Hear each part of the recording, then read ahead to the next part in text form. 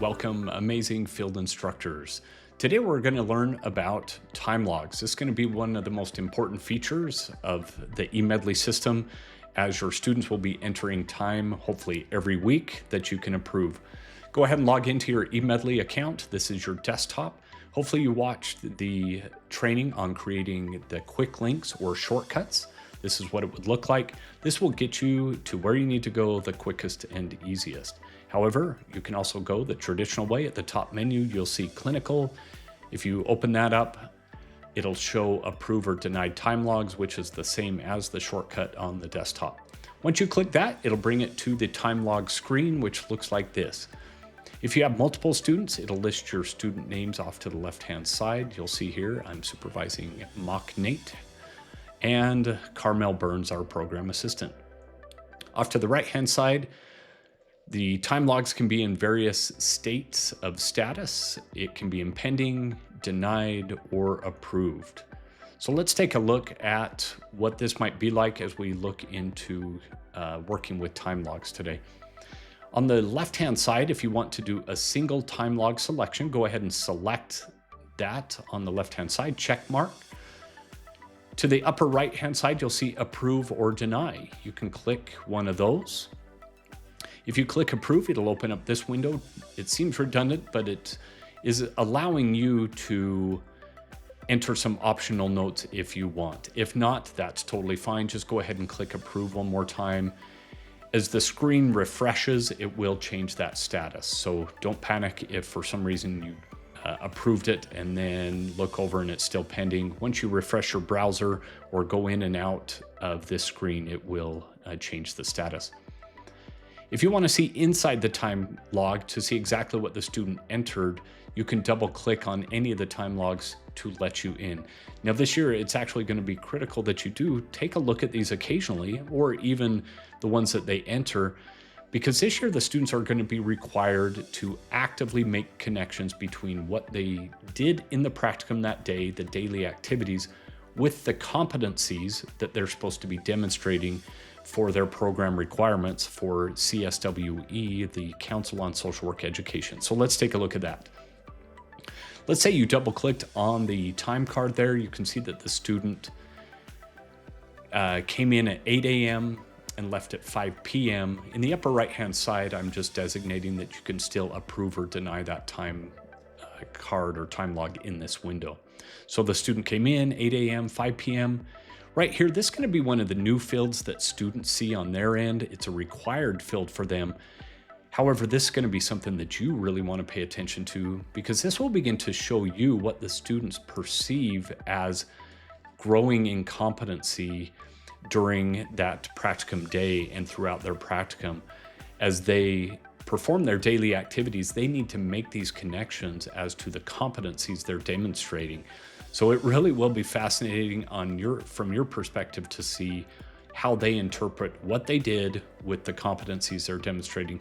This will also produce some really neat data for our program towards the end of the semesters, as we look at what the students are demonstrating in their practicum and how they are interpreting and perceiving that with the competencies that they should be doing.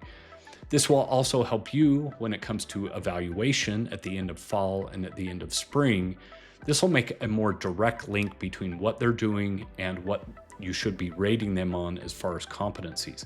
If they haven't done many of these competencies, well, then that will speak to your evaluation and why you evaluated them the way you did. So this is actually going to tighten things down as far as that connection when you do fill out those evaluations. On the student's end, you will see, or they will be seeing, this menu. So as they go throughout their day and do their daily activities at your practicum site, they need to then mark what competencies they demonstrated given the activities they participated in. Now they can select multiple competencies because, as you and I know, as you engage with clients or in activities in a practicum, you're using multiple skills as you go through those activities. So let's say a student engaged with a client, they met with a client, they used professional engagement skills as they spoke with that individual. They can mark engagement. Let's say then they did an intake, or they gathered some information, or they did some more of a formal assessment with a client to understand their needs. They could also mark assessment. And then let's say they intervened, depending on their level or program of study, whether that's intervention at a resource level, whether that's more at a meso or macro level, where it's community engagement or engagement with the legislature. In a clinical practice, in that setting, it may look like more of a traditional clinical hour or interventions being done there, where there's clinical practice, theories, modalities being used to assist the client. So intervention is very broad also in its description. And then finally, let's say the student came up against an ethical dilemma or a professional sort of situation in question that they needed to speak with you about that day. They could also mark that that competency was achieved as long as they identified it and then discussed it with you. So when that happens on their end, this is what it would look like. You can see here in the field that those would appear. You're able to read those. You're not able to change them, but you can see what they entered. Also, their description of daily activities. Now, this information is not a client note, so there should be no HIPAA information or protected information entered here. This is really just a broad description of what they did in the practicum to then link back directly of how that linked to those competencies that they identified. So in this case, let's say you had a student that was doing clinical work with 6 individuals, and they could explain that, yes, in engaging with that client, I used engagement skills, I used my assessment skills, and I intervened in clinical practice. There is also then, they should be writing a statement of how they demonstrated ethics and professionalism, that competency. Well, they might write in a short statement, they discussed ethical dilemmas with you that day. They could even briefly describe the broad kind of situation. Maybe it was a child welfare or a suspected child abuse. They don't need to go into it by any means and shouldn't. They can just describe that it was a suspected child abuse or child welfare sort of incident that they wanted to discuss with you. That would directly link those practices together. Then up in the upper right-hand side, again, you can approve or deny inside of this screen, and it'll bring up, again, that other window to approve. You can enter notes if you would like. So you'll know that you did it correctly if you were to enter into a time card again or a time log. That one was approved, or you could see it was approved by a green thumbs up. You can exit out of there. If you need to deny a time log, you can also click on deny, and that will produce a thumbs down. Hopefully those are very rare and never occur. If you do click to deny, it will open up a screen that has you enter some optional notes, and that might be appropriate given that it's a denial. Again, hopefully that is very rare. Let's go back to this main screen here. This pending status will change when it's refreshed once again. You can always go back to your main dashboard by going up to the upper left-hand side and click on the eMedley icon. Let me teach you a couple quick things here real quick. If you want to select multiple time logs to approve, you can go to the left-hand side, select all the ones that you want.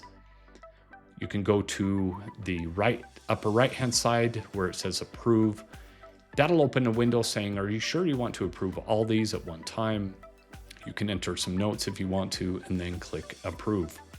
Lastly, if you want to approve all the time logs all at once, similar function. You click the checkbox above the time logs, go to approve or deny. If you click the approve screen, it's going to once again say, are you sure you want to do all 12 at once? You can click approve. And then on the right-hand side, once you refresh the screen, they should all be approved. The most exciting feature this year, many of you requested this. This should be great, save you a lot of time. You will receive an email alert when the student enters their time log. You can then click from the email itself to approve the time log. It'll automatically log you in and connect directly to eMedley. There shouldn't be any reason at that point to log in as long as your phone or your desktop has already set up eMedley. It should allow you to log right in. and then you can click approve or deny. Let me show you what an email might look like. This will be similar on a mobile phone or a tablet. This is a mock email. It'll have a link to approve time logs. Once you click that link, it'll let you into the system. It should then allow you a simple button or two to approve or deny the time log. Once you approve it there, you'll know that you did it correctly because a screen like this will show up on your desktop, tablet, or phone. There you go, field instructors, you are incredible. Thanks for all you do. You've completed this training on time logs. We'll see you in the next training on evaluations or forms. So hang in there with me. We'll see you next time.